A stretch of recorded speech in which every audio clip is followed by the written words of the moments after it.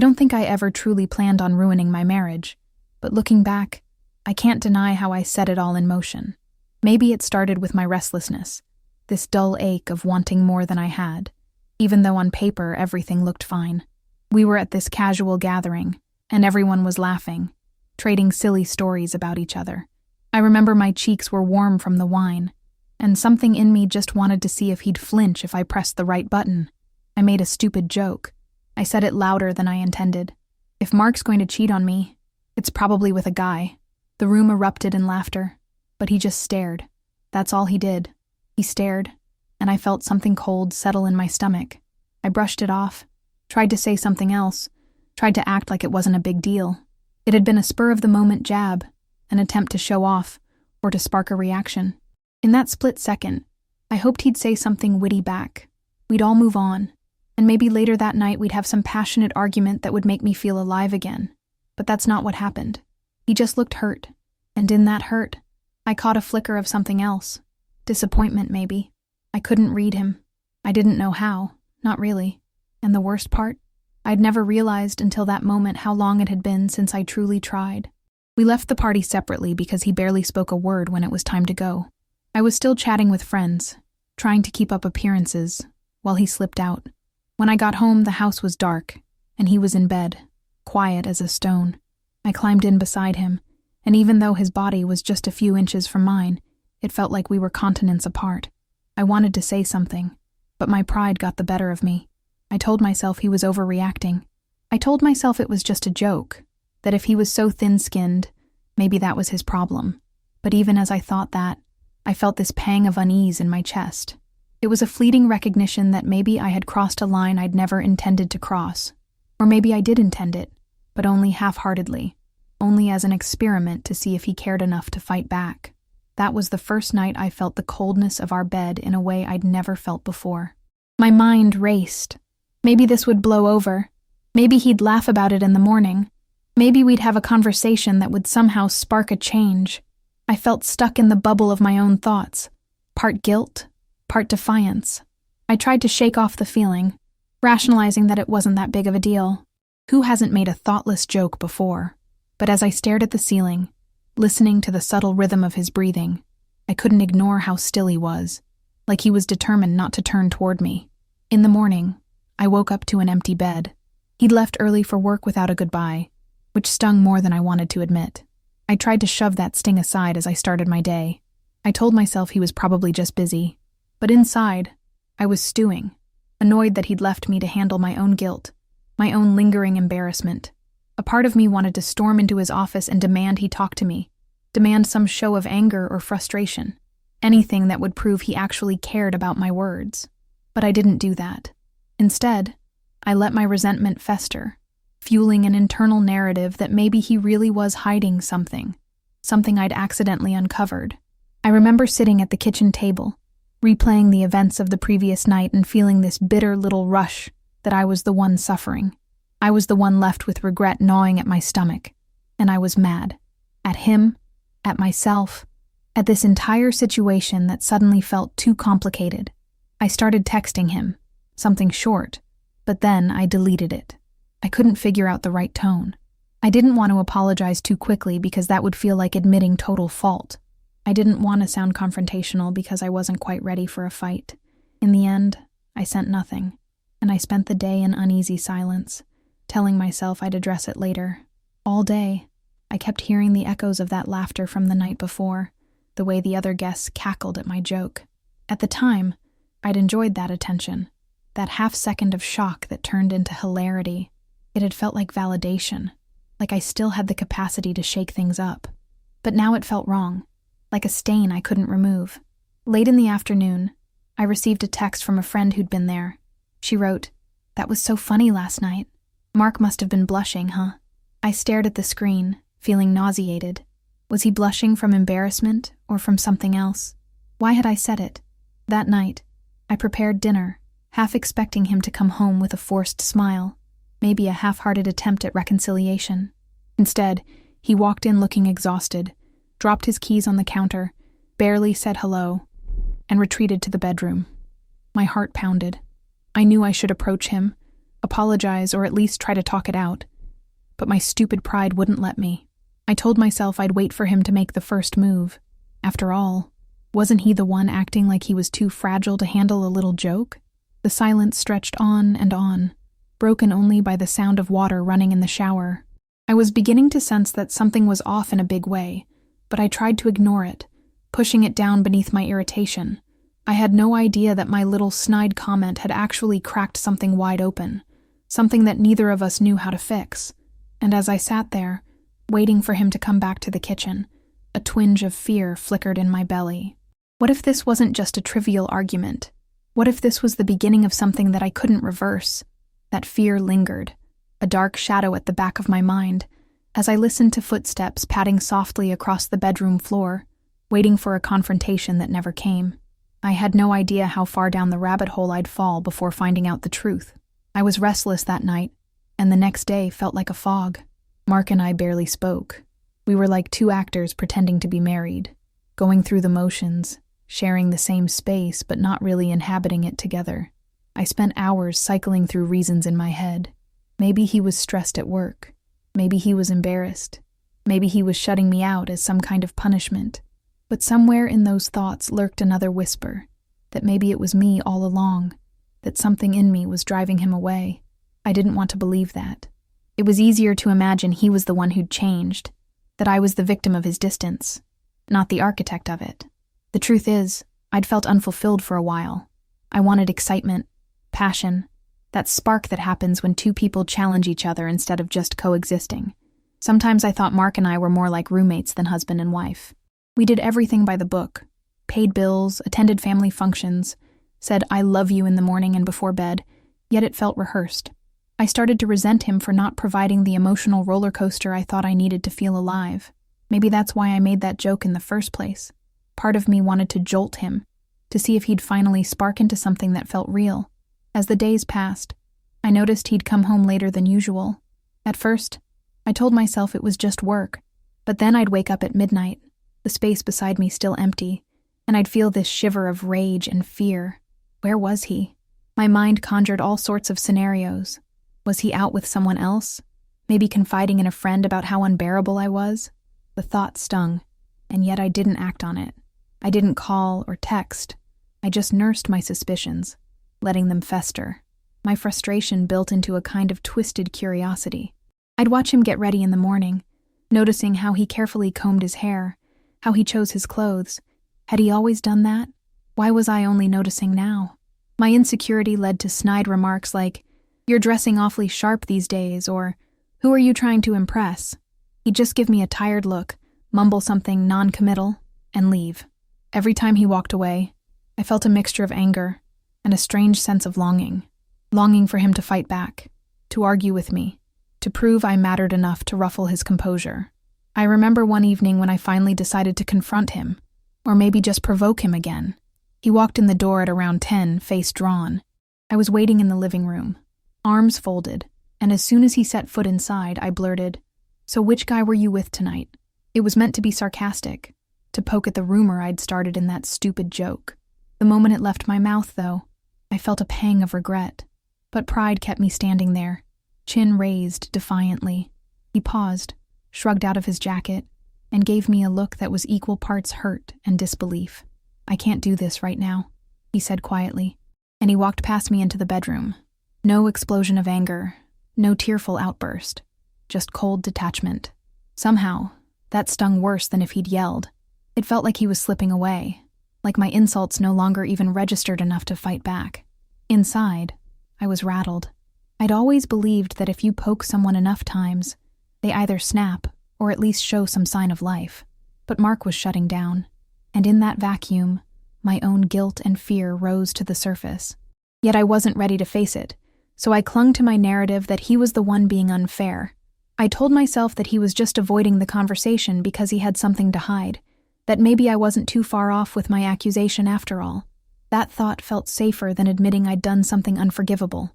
Around this time, I also started noticing subtle shifts. He'd spend weekends away, claiming work emergencies or volunteer projects. Sometimes I'd ask him for details, and he'd be vague. I'd see him texting on his phone, lips curving into the faintest smile, and a sharp pang of jealousy would stab my chest. Was I crazy to suspect something else going on? Or was I creating a problem because it felt easier to handle a possible betrayal than the emptiness between us? And then there was the way he looked at me, when he bothered to look at me at all. He seemed disappointed, like he couldn't quite believe the person I'd become. There was no question that I was changing, growing more spiteful, more restless, and less willing to see his side. I was blinded by my own sense of injury, telling myself over and over that if he cared, he'd fix this. The tension hung in every corner of our home, and still, we refused to call it what it was, a slow unraveling of everything we once had. I just didn't know how much more fragile our bond could become before it snapped. My mind was a mess of justifications and self-righteousness. I became convinced that if he wouldn't open up, I had no choice but to make him. So I leaned harder on the very tactic that had caused this rift in the first place. Cutting remarks disguised as humor. It was a sick cycle. I'd make a jab, he'd retreat further, and I'd interpret his retreat as confirmation of my worst suspicions. There were times I almost hoped he'd confess something, anything, to validate my fear, because then at least I could say I was right. That's how twisted I'd become. One night, I found him in the kitchen staring at his phone. He looked so pensive, so different from the Mark I married, who used to rest a reassuring hand on my back whenever I was stressed. I stood there, arms crossed, and said, "Are you texting your boyfriend or what?"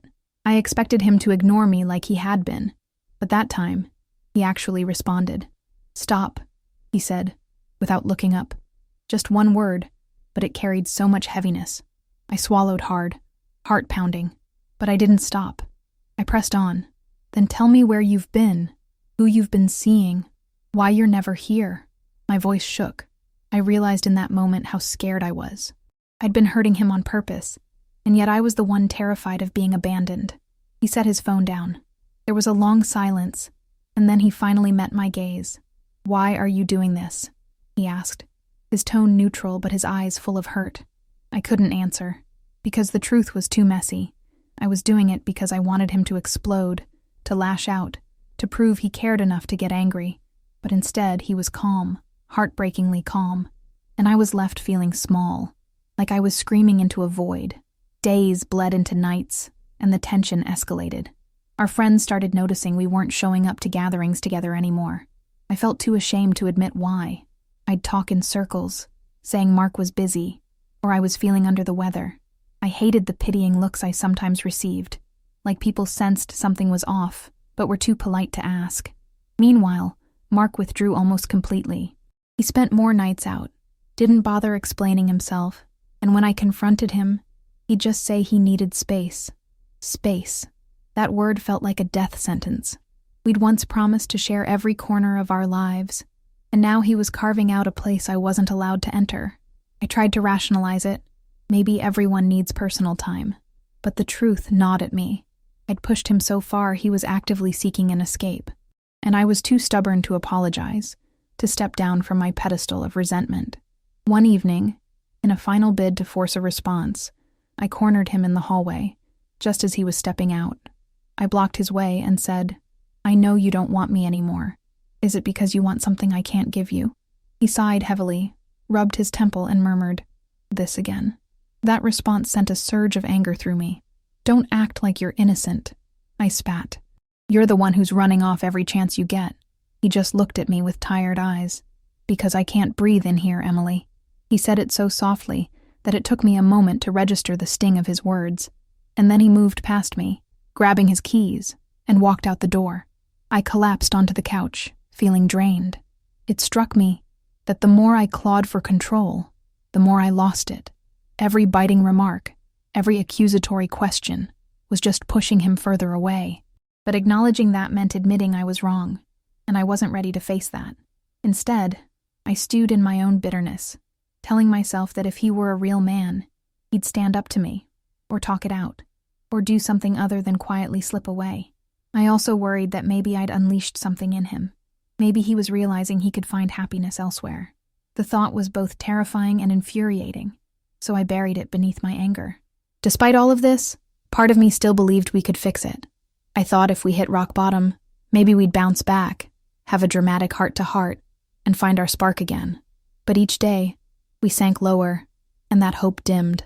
I caught a glimpse of Mark one morning before he left for work. He was sipping coffee, staring into space, and the hollowness in his expression alarmed me. He looked like a man halfway out the door, and my heart hammered with the realization that maybe there was no turning this around. Still, I refused to believe it. I told myself that next time, we'd have it out, we'd clear the air, but I had no idea how devastating that confrontation would be, or what it would reveal. Things came to a head after yet another weekend he spent away. I was in the living room, sitting in the dark, waiting for him. When he finally walked in late Sunday night, I turned on the lamp and faced him. I said, "You're having an affair, aren't you?" My voice trembled, and I hated that he could hear the quiver. He shook his head, tossed his keys on the coffee table, and sank into a chair. "I don't know what you want me to say," he replied, his voice weary. "You've been accusing me of everything. None of it is true, but I can't keep defending myself."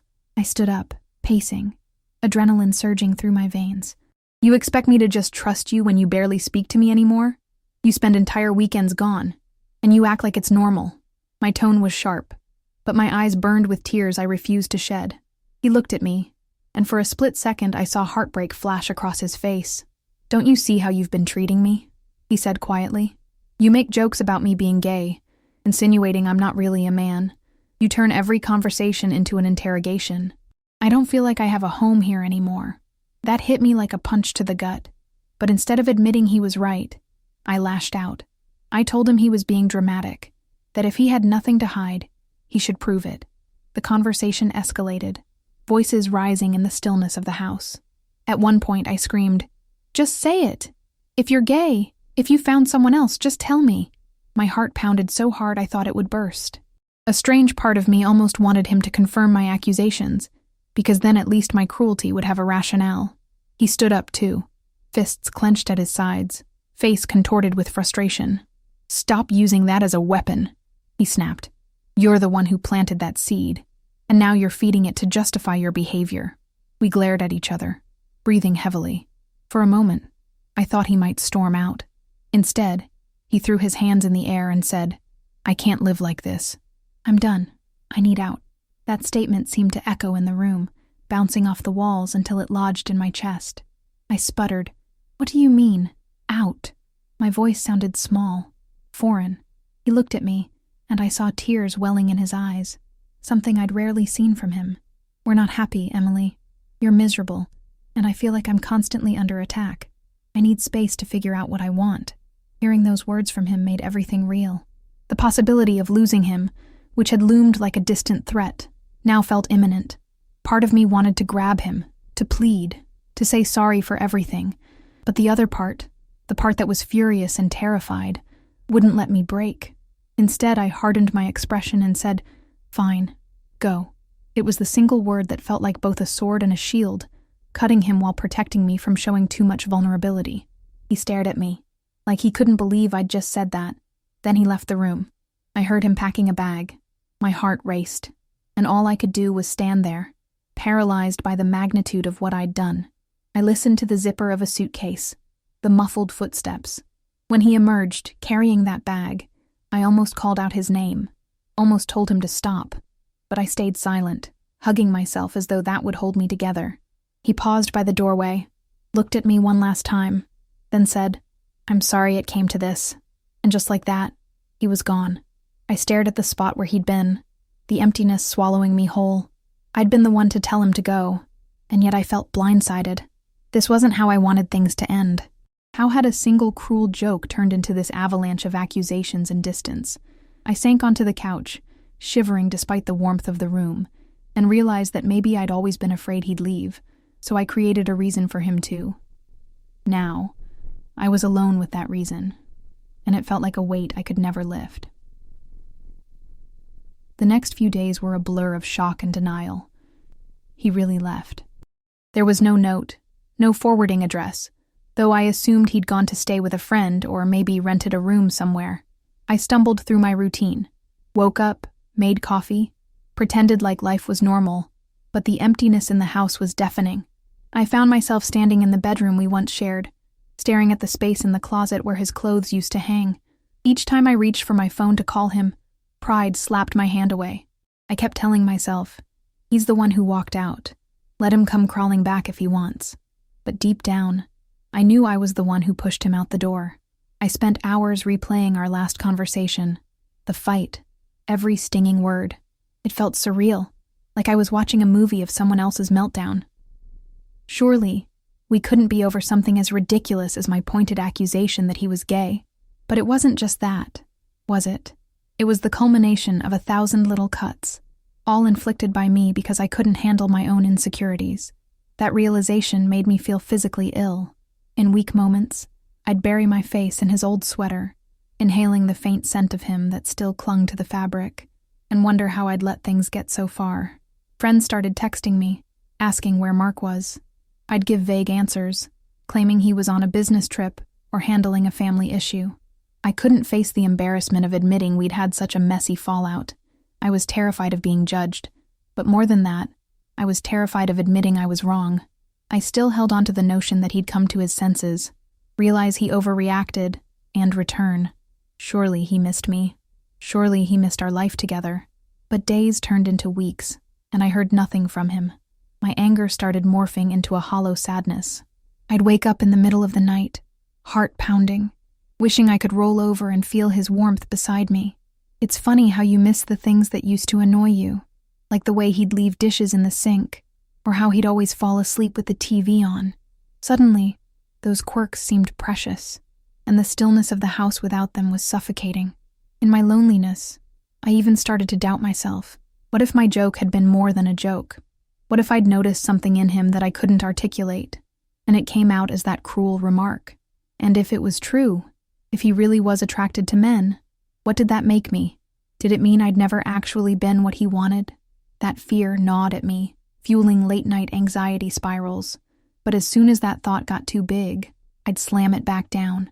I refused to believe I'd never meant anything to him. Eventually, a close friend cornered me and asked point blank if Mark and I were separated. I broke down crying in her living room, confessing I'd messed up. She patted my back sympathetically, but I could see the questions in her eyes. What did I do that was so bad it made him leave like this? I couldn't bear to tell her the full truth, that I'd repeatedly humiliated him, tried to weaponize a part of him that might not even exist, just so I could feel powerful. That night, I decided I had to contact him, if only to apologize. I wrote out a text message, deleting and retyping 12 times. In the end, I sent something short.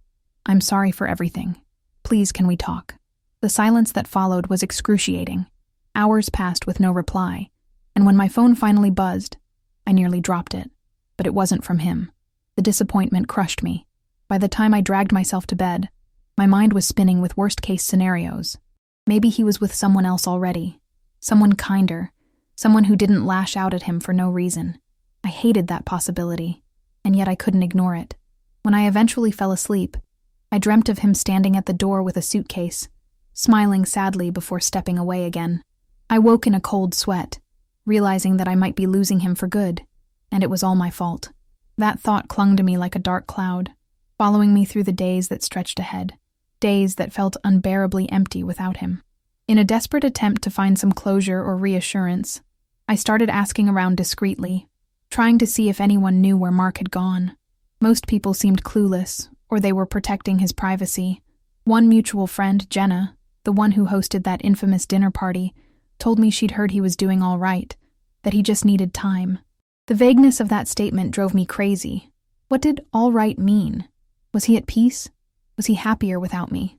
I tried to channel my anxiety into practical steps. I cleaned the house from top to bottom, rearranged furniture, bought new sheets for the bed. All the while, my heart pounded with a confused mix of anger and remorse. I'd pause mid-cleaning, remembering a moment from our past. A silly dance in the kitchen, a spontaneous midnight drive, and I'd feel tears prickle. It made me realize how much of our good memories I'd taken for granted. One afternoon, I got a text from another friend who casually mentioned spotting Mark at a coffee shop with someone. She didn't say who, but she implied it looked intimate. My stomach lurched. I felt hot and cold at the same time. Could it be true? Was he moving on so quickly? My pride flared up, followed by a sense of deep hurt. The first time I tried to stand up after reading that text, my legs felt wobbly, like I might collapse. It struck me how much I didn't want him to be with someone else, how much I still cared despite all the venom I'd spewed. That day, I cycled through every emotion: jealousy, rage, regret, sorrow. I blamed him for giving up. I blamed myself for pushing him away.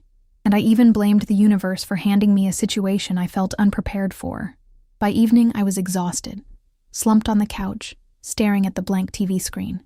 I remembered how we used to cuddle here, Mark's arm draped over my shoulder while we watched reruns of shows we didn't even like that much.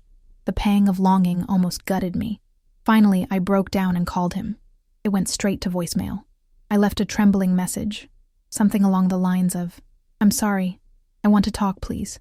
When I hung up, my heart hammered with anticipation, but no call came back. At that point, I was dangerously close to a complete breakdown, oscillating between wanting to chase after him and wanting to throw my phone against the wall. The only thing that stopped me from completely losing it was the tiny seed of hope that he might still care enough to respond. The next morning, I woke to a brief message from him. "I'm okay. Need more time. Please understand." It wasn't the apology or the reconciliation I was hoping for. It was more like a polite boundary. I read it over and over, each word searing into my mind.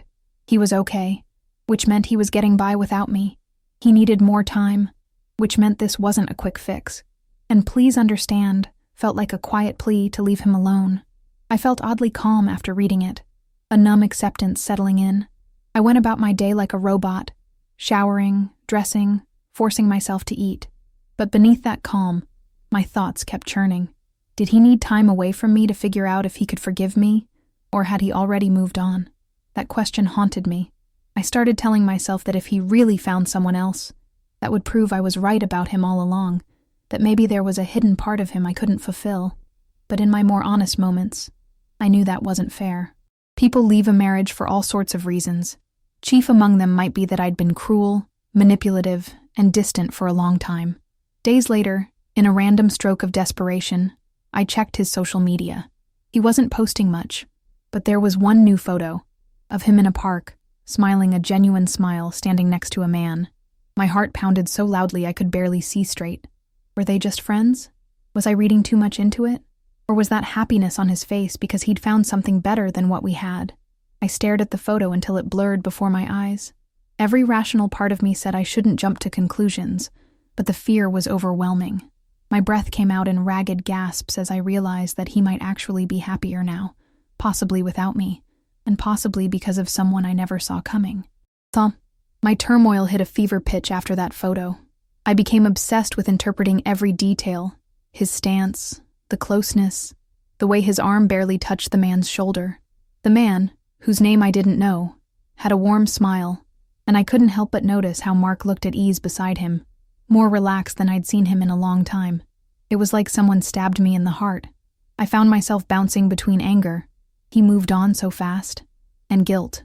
I pushed him to this, yet I couldn't bring myself to talk to anyone about it. I felt too ashamed. After all, if he was indeed in a relationship, it wasn't just about orientation. It was about the fact that I'd shoved him away so violently that he'd found solace in somebody else's arms. My nights were sleepless. I'd stare at the ceiling, mind racing with questions. Did he look at this man the way he used to look at me? Did he laugh with him over morning coffee? Did he hold his hand when crossing the street? The idea made me burn with jealousy, but also a strange sort of sorrow that felt like heartbreak mixed with regret. I realized I missed Mark's presence more than I could ever put into words, and the pain of that realization made me want to scream at the wall for hours. Finally, I reached a breaking point. I found myself parked outside his workplace one afternoon, waiting like some stalker, hoping to catch a glimpse of him. When he emerged with a small group of colleagues, I felt my heart lurch. He looked good, more confident, as if a weight had been lifted. Before I could think it through, I got out of my car and walked up to him, ignoring the startled looks of his coworkers. I said, "Can we talk?" My voice came out shakier than I intended. He nodded, offering a polite wave to the others, who quickly dispersed. We stood there on the sidewalk, cars and pedestrians streaming by, neither of us quite knowing what to do. I finally mustered, "I'm sorry, Mark, for all of it. I didn't mean—" My words trailed off. How could I sum up in a sentence the months of cruelty I'd inflicted? He looked at me with a mixture of sadness and something like relief. I know you didn't mean for things to get this bad, he said quietly, but they did. A lump formed in my throat. I asked, Are you with someone else? It felt like a betrayal of my pride to ask so directly, but I needed to know. He hesitated. I've been spending time with a friend, he admitted, choosing his words carefully. Someone who listens, who doesn't judge me. It's been helpful, especially after everything that happened. He didn't say more, but he didn't have to. I felt my chest tighten, tears gathering in the corners of my eyes. So that's it? I said, voice cracking. You've just moved on? Mark shook his head. It's not about moving on in the way you think, he said. It's about finding space to breathe, to remember who I am. You made me feel small, Emily. Like everything I did was either not enough or suspicious. I need to be around people who don't tear me down. Those words stung, but I knew they were true. We stood there in an awkward silence, and I desperately wanted to reach out and hold his hand, but he kept his arms at his sides. I won't beg you, I said finally, though inside I was dying to do just that. But I do love you. He smiled sadly, eyes glistening. I know, he whispered, but sometimes love isn't enough when there's no respect left. He said he had to go, so we parted ways with no resolution, just a swirl of lingering tension. As I walked back to my car, tears blinded me, and I almost tripped on the curb. How did we get here? Just a few months ago, we were a married couple with a stable, if somewhat dull, routine. Now we were strangers, him drifting toward a world I wasn't part of, and me stranded in regret. I knew I had to face the consequences of my actions, my jokes, my paranoia, my need to control. But the question that haunted me was whether there was any way back from the damage I'd done, or if this was a reckoning I couldn't escape. In the weeks that followed, I grappled with a heavy sense of loss. The house felt too big, too quiet, without Mark's steady presence. I tried filling the void with distractions, going out for dinners with friends, binge-watching shows, even trying a weekend getaway. Nothing worked. Everywhere I went, I was reminded of him, of the life we'd built that now lay in ruins because of my unrelenting need to push him. My friends, well-meaning as they were, offered cliched advice. Focus on yourself, give him space. He'll come around if it's meant to be. I nodded, tried to smile, but inside, I wanted to scream that I didn't want him to have space. I wanted him back. One afternoon, I found myself flipping through a photo album of our early days, pictures of us laughing by the ocean, celebrating birthdays, looking so carefree. I remembered the feeling of his arm around me, the warmth of his smile. How had I missed the slow erosion of that connection? Then I came across a snapshot taken by a friend. I was laughing, genuinely, and he was gazing at me with an almost goofy adoration. It hit me like a punch. He used to adore me. Now, I could barely recall the last time he looked at me that way.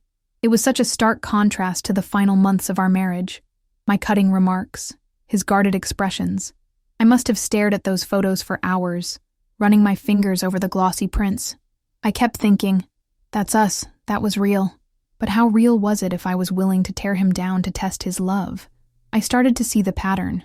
I'd been so uncertain of my own worth that I constantly needed to provoke him, to see if he'd stick around even if I became unbearable.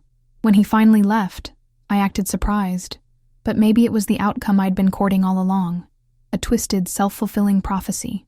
Eventually, I did what I should have done months earlier. I sought professional help. I found a therapist and hesitantly started explaining the situation, how I'd accused Mark of being gay to humiliate him, how I'd spiraled into a web of jealousy and paranoia. Saying it out loud in that calm, quiet office made me see how ridiculous and cruel it all sounded. My therapist gently suggested that my insecurities were fueling destructive behaviors. She helped me peel back layers of unresolved issues, abandonment fears, a desire for validation, a belief that I wasn't enough. Each session felt like an emotional workout, leaving me drained, but slightly more aware. During one session, the therapist asked, "What would you say to Mark right now if he were in this room?" I closed my eyes, tears slipping down my cheeks. I whispered, "I'm sorry I didn't trust your love. I'm sorry I made you feel small just to make myself feel bigger. I wish I'd seen how precious you were to me before I drove you away." It was the most honest I'd been about my role in all of this. But that was just a practice scenario. The reality was Mark was out there living his life, possibly with someone new. and I had no idea if he'd ever want to hear those words from me directly. Not long after, I caught wind that he was still spending time with the man from the photo. A mutual acquaintance mentioned seeing them at a restaurant, saying they seemed comfortable together, like they had genuine chemistry. My chest tightened at the thought, but instead of reacting with anger, I felt a wave of profound sadness. He deserved happiness. He always had, and I'd done everything in my power to deny him that, or to twist it into something I could use as ammunition. One evening, I thought about calling him again, to at least tell him that I was in therapy, that I was working on myself, but I worried it would sound like a plea or another manipulation. Instead, I wrote a letter I never sent, pouring out everything I wished I could say. By the time I finished, my eyes were puffy from crying, and my hand shook from the intensity of it all. I folded the letter and tucked it away in a drawer, not sure if it would ever see the light of day. Part of me wanted to believe we could reconcile, that I could show him I'd changed. But a new part of me recognized that might never happen, and that I'd have to find a way to live with that reality. Eventually, Mark reached out and asked if we could meet for coffee. I almost dropped my phone when I saw his name on the caller ID. My stomach was in knots as I agreed, my mind racing with possibilities. Maybe he was going to tell me he wanted to try again. Maybe he was officially asking for a divorce. Maybe it was something else entirely. My heart pounded relentlessly in the days leading up to that meeting, a mixture of hope and dread. When I arrived at the cafe, he was already seated at a small table by the window. He looked good, calm even. A slight pang of envy rippled through me as I realized how comfortable he seemed in his own skin. I slid into the chair across from him, trying not to fidget. We exchanged awkward pleasantries, remarking on the weather, how work was going. Finally, I took a deep breath and said, "Thank you for meeting me. I wasn't sure if you'd ever want to talk again." He nodded, glancing at the coffee cup in his hands. "I'm not angry anymore," he said quietly, and that statement felt like a sharp pang of guilt. I realized how long I'd been clinging to the idea that his anger was this unscalable wall. Now he was telling me he'd let it go. Part of me almost wished he was still mad. It would be easier to deal with than calm acceptance. We talked about where we both were, emotionally. He mentioned he'd found a support system, friends who helped him navigate the mess. And yes, that included the man from the photo. He didn't elaborate, and I didn't pry. A swirl of complicated emotions threatened to overwhelm me. Jealousy, regret, relief that he looked well. I mustered the courage to tell him I'd started therapy. His eyes flicked up to meet mine, a flicker of genuine surprise there. "I'm glad," he said softly. "I think that's good." There was a pause, both of us lingering on the weight of what wasn't said. Finally, I forced out the words that had been burning in my chest for so long. "I'm sorry," I whispered, voice trembling, "for accusing you, for humiliating you in front of our friends, for not seeing how my insecurities hurt you. I was scared and broken, I guess, but that doesn't excuse what I did." A tear slipped down my cheek, and I quickly swiped it away, hating how vulnerable I felt. He looked at me, compassion mingling with sadness in his expression. "I appreciate you saying that," he replied, "but I also need you to know I'm different now. I'm not the same person I was when we started this journey." I wanted to reach across the table, hold his hand, and promise I'd love whoever he was becoming, but I knew it wouldn't be that simple. So I just nodded, biting my lip to keep from breaking down. For a moment, the noise of the cafe faded, and we were just two people with a history that felt both intimate and distant. I wished I could rewind time, take back that stupid joke, or better yet, figure out the root of my discontent before it poisoned our marriage. Then he broke the silence. "I found a new place. I'm settling in. I'm happy, Emily. I'm rediscovering parts of myself I'd put on hold." He didn't elaborate, but I understood. Maybe he was exploring feelings he'd never acknowledged, or maybe he just needed freedom from my constant criticism. Either way, the message was clear. He was forging a path without me. I felt a surge of panic, wanting to beg him for another chance, but something in his eyes told me that door might be closed, or at least it wasn't wide open anymore. We finished our coffee, made small talk, and stood to leave. The goodbye was awkward, an exchange of polite phrases, a promise to keep in touch. He walked away, and I stood there, watching him. I felt like crying and screaming at the same time, but I also felt a spark of resolve. I owed it to both of us to change, to figure out my own mess, whether or not that led us back together. And as I stepped out of the cafe, the late afternoon sun blinding my eyes. I couldn't help wondering if it was already too late. Life settled into a new pattern after that. Mark and I were no longer entangled in daily dramas. He'd text occasionally, friendly updates or questions about shared bills and paperwork. The interactions were polite, almost formal, which hurt in a quiet, pervasive way. I longed for the days when a simple text from him could brighten my entire mood. Now, each message reminded me we were no longer a couple, but two separate entities trying to navigate the aftermath of a wreckage I'd helped create. I spent more time in therapy, confronting the root causes of my behavior. It was grueling work. I cried a lot, uncovered childhood wounds, realized how I'd been projecting my own insecurities onto Mark. I learned how fear of abandonment had shaped my need to test the boundaries of love, to provoke him until he either reaffirmed his commitment or walked away. Unfortunately, he walked away. I started to see that I'd set the stage for him to leave, and then acted shocked when he did. Meanwhile, I kept hearing from acquaintances that Mark was truly happy. He'd been seen laughing, going to events, even taking up new hobbies. I got confirmations that yes, he was dating the man from the photo, or at least exploring that possibility. The more I heard, the more I felt a knot in my stomach, this mingling of jealousy and guilt. I knew I had no right to resent his happiness, yet it stung to think he found solace in someone else when I was here, struggling to piece myself back together.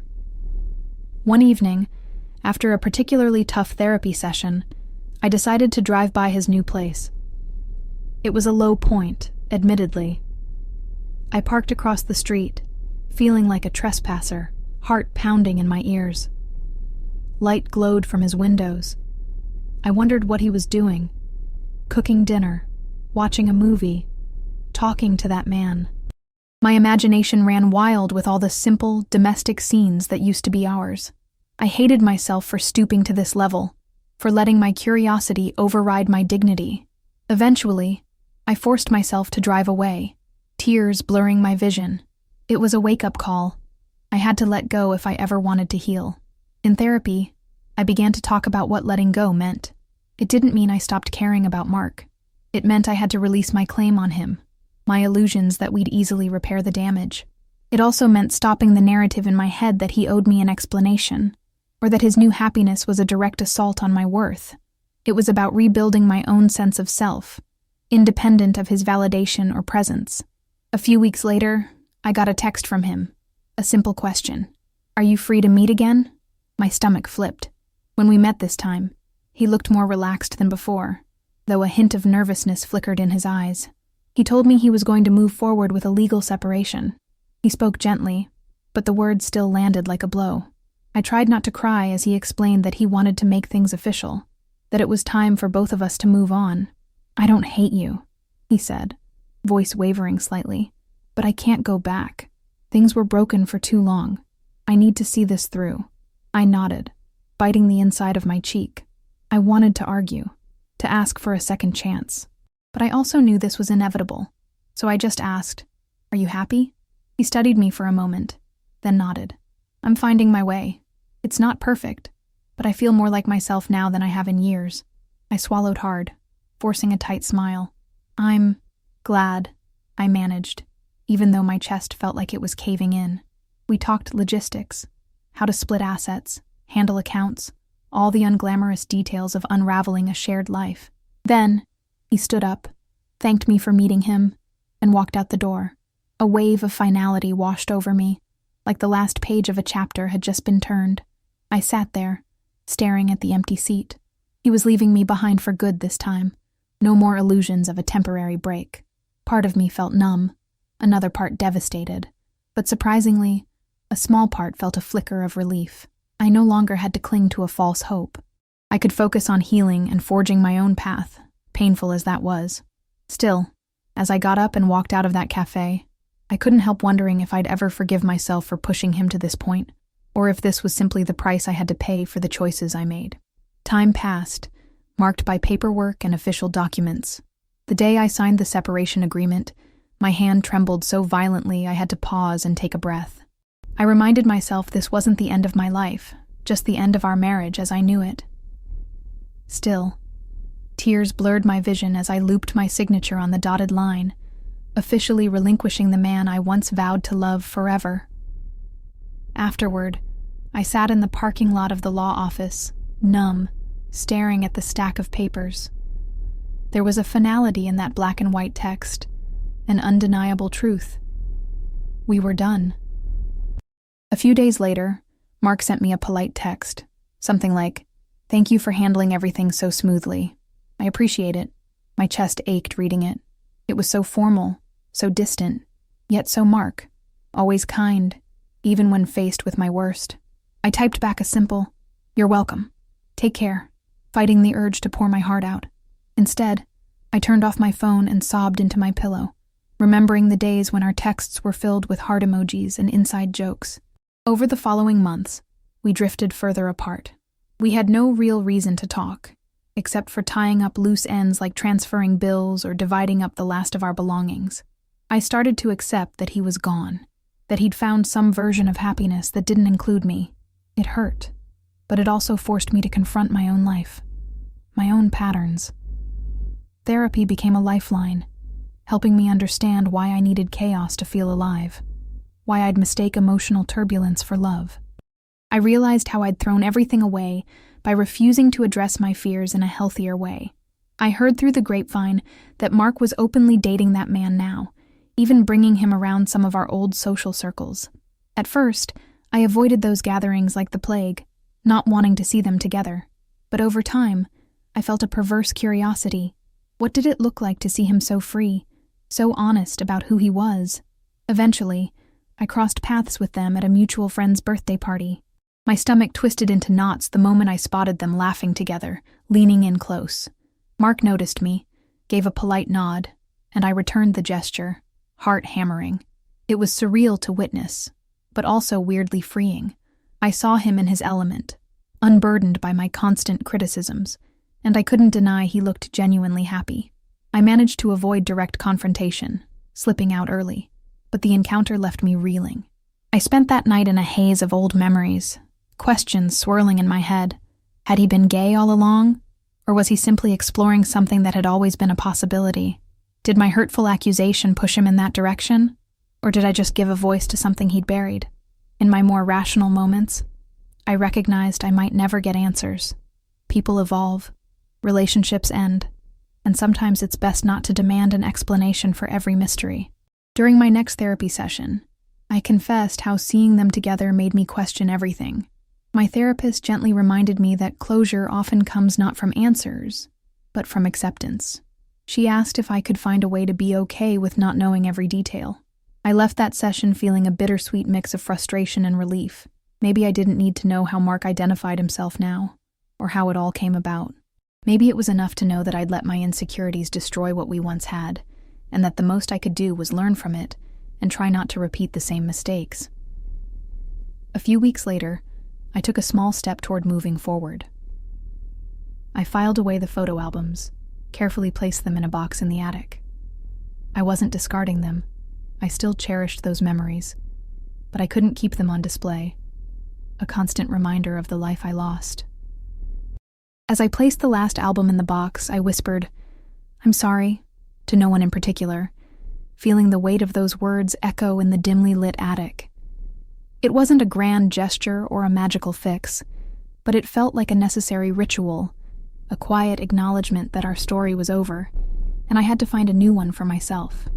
And as I closed the attic door, I felt a strange calm settle over me, the faintest glimmer of hope that maybe, just maybe, I could start again, even with the lingering ache of losing him for good. I wish I could say there was a neat ending to this story, that I woke up one day fully healed, or that Mark and I miraculously found our way back to each other. That's not how life works. Instead, I found a sort of fragile balance, a day-to-day acceptance that things ended because of my choices, and that he'd gone on to discover a happiness I couldn't provide.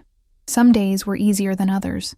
On good days, I'd feel a surge of gratitude that I had the chance to love him at all, even if I messed it up. On bad days, I'd sink into old regrets, replaying every cruel joke, every scornful remark. The last time I saw Mark was at a mutual friend's wedding. He arrived with the man who now played a significant role in his life, They looked comfortable together, standing arm in arm during the ceremony, quietly exchanging smiles. It still hurt, an ache in my chest that felt both familiar and faintly distant, but I managed a genuine smile when we caught each other's eyes. After the ceremony, we chatted briefly about inconsequential things, how nice the venue was, how the couple looked happy. I felt a strange mix of longing and closure. He introduced me to his partner, who was polite and warm, and I did my best to match that energy. As I walked away, I felt tears prick at the corners of my eyes, but I also felt proud that I could handle the situation without falling apart. Later that night, I slipped out to the garden to catch my breath. I stood under a string of twinkling lights, listening to the distant murmur of music and laughter from inside. That's when Mark appeared beside me, asking if we could talk for a moment. My heart lurched, but I nodded. We stood there, a gentle breeze rustling through the flowers, and he quietly said, "Thank you for being gracious tonight. I know it can't be easy." I swallowed hard, meeting his gaze. "I'm glad you're happy," I managed, my voice sincere. He gave a small, sad smile, like he knew how hard I'd worked to say that. We stood in silence for a few seconds, 1,000 unspoken memories passing between us. Then he took a small step forward, gently squeezing my hand, as if to say goodbye without words. I squeezed back, tears welling up. Neither of us said another thing. He walked back inside, and I stayed there for a while, letting the night air calm me. It felt like a final chapter closing, leaving me with a swirl of emotions: regret, acceptance, a hint of longing. I still don't know what the future holds for me. Some days I'm overwhelmed by the thought of starting over, carrying the baggage of my mistakes. Other days, I feel a cautious optimism that I've learned enough about myself not to repeat them. My therapist says healing isn't linear, and that real change often starts when we finally accept responsibility for our actions. I've certainly had to swallow that responsibility in a very real way. As for Mark, I see glimpses of his life through mutual friends and social media updates. He seems content. I've learned to let that warm my heart rather than shred it. He found his happiness, and while a part of me will always wonder what might have been if I hadn't torn him down with my accusations, I also recognize that maybe this was the path he was meant to walk. Sometimes, in my more introspective moments, I think that despite all the pain, our breakup allowed both of us to confront truths we'd been avoiding. I remain unsure if I'll ever fully forgive myself for how I handled things. But maybe that's okay. Maybe that regret serves as a reminder of how words can cut deeply, how insecurities can destroy what you cherish most if you don't confront them honestly. My journey isn't wrapped up in a neat bow. I still have nightmares sometimes, reliving that moment when I humiliated him in front of our friends. I still catch myself wanting to lash out or retreat into snark when I feel threatened, but at least I'm aware of it now. At least I'm trying to break the cycle. And in that sense, maybe there's a sliver of redemption. Because yes, I accused him of being gay to humiliate him. He left me, and he found his happiness, which might have been a happiness he didn't even fully realize he was seeking. And here I am, grappling with the remnants of my choices, trying to shape a better version of myself from the ruins. The future is uncertain, but for the first time, I'm not running from that uncertainty. I'm standing in it, owning my flaws, hoping one day I'll be worthy of a love that doesn't need cruelty as a test. And that's enough for now.